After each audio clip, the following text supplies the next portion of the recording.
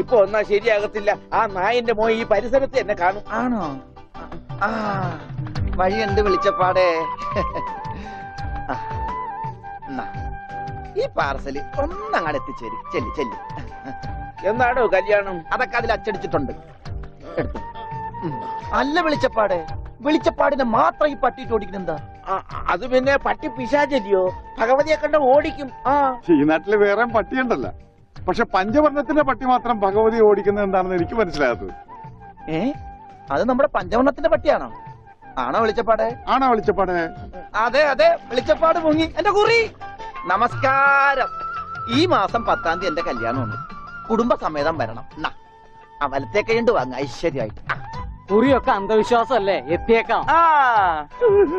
നന്നായി. അച്ചാറിടാൻ ഒരു പാത്രം നോക്കിയിരിക്കുകയായിരുന്നു.